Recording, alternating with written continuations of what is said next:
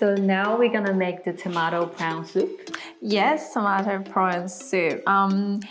We will also be using the prawn shells. Very important tip because prawn shells give so much flavor to the stock. So always remember to reserve your prawn shells.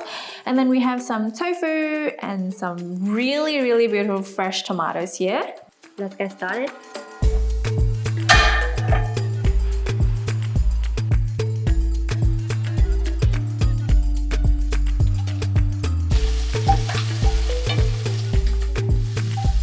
Look at the tomatoes. Look at the color, they're so colorful. I know, they're so colorful. I can't wait to taste it. The color looks really nice. I'll let it simmer for a minute or two and then I'm gonna fish out the heads. Prawns.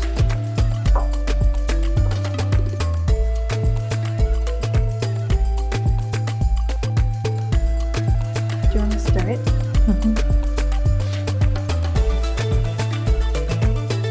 This is like really healthy.